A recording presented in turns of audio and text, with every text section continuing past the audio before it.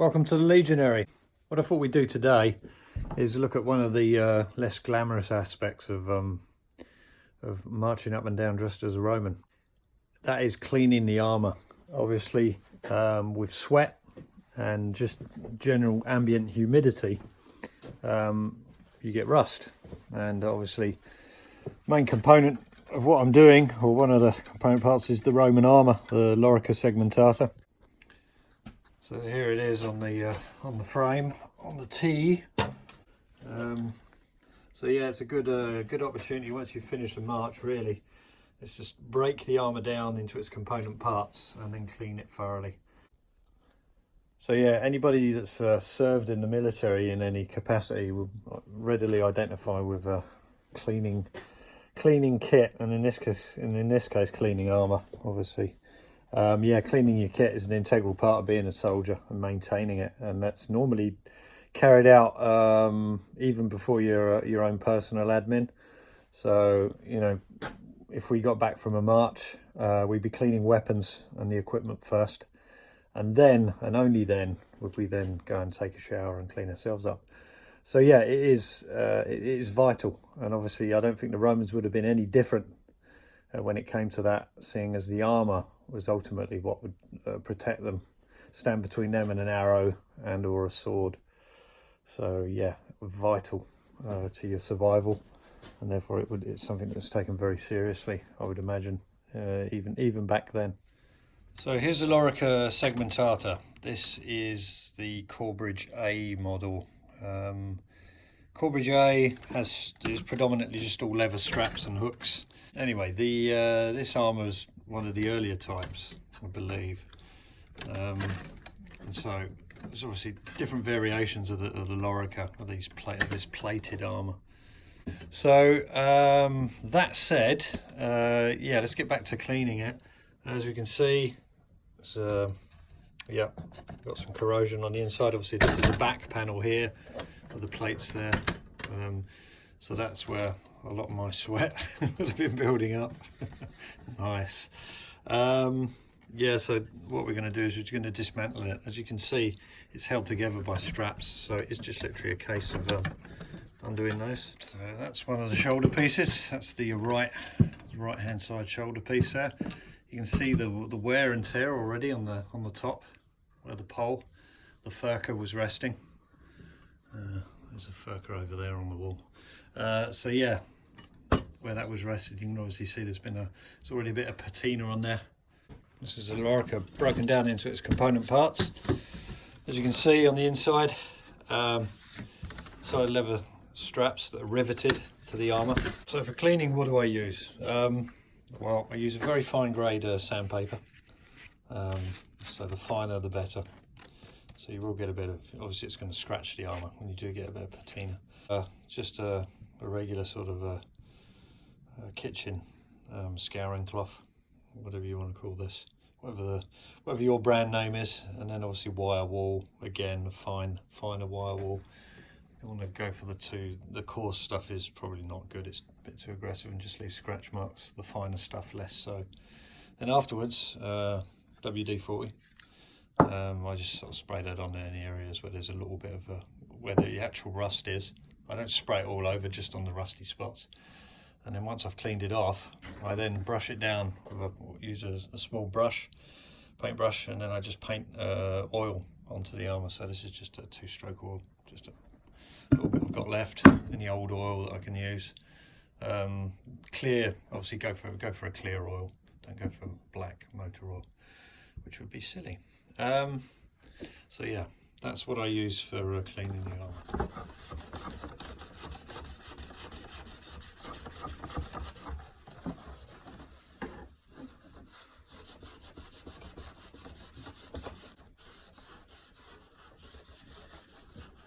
What's important on these is cleaning underneath, if you can, underneath the leather straps, because that's where the humidity builds up, obviously between the steel and the leather. So you tend to get corrosion trapped behind there, so you have to somehow get in between there. And then also between the plates, also where they overlap and touch, it's important to get in there as well. Also remove the corrosion from there, and yeah, just plate by plate. You've got to go all the way around. It looks laborious, but actually once you get the hang of it, it's actually quite quick. Back in the day, how would they have done it? I don't know, maybe you'd use sand or some kind of paste type mix, and then you'd, you know, add water and then just, I don't know, rub it down to remove corrosion, but then you'd have to have add oil. They would only have had natural oils back then, so I'd imagine it would be olive oil or something like that. Who knows? I'm sure if they could get someone else to do it, they probably would have done, or paid someone to do it, if they'd have had enough slaves around or people like that. I doubt in a campaign army where they would have had, but unless they just recently captured people. But yeah, you'd want to find some cheap labour to do this, I'm sure. If the corrosion's really bad and you're wearing this on a regular basis, one entails the other. Obviously, the longer you wear it, the more humidity is going to build up and the more rust you'll get. So yeah, you're going to have to find a long-term solution to cleaning this, I would imagine.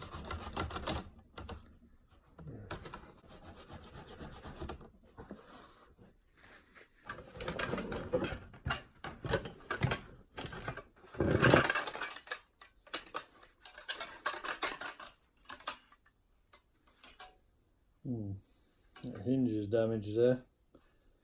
On the it's bent actually. So that's the back.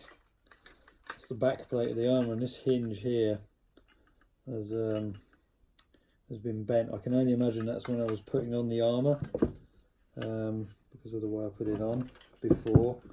I've now changed the way I put the armour on. Obviously, I don't want to end up damaging that, so I might just get a hammer. Just going to put it on there. So it's got leather on it, so it doesn't just bring that hinge back in there. Doesn't pop out. There we go. Just thinking about it whilst I was finishing off the armour here.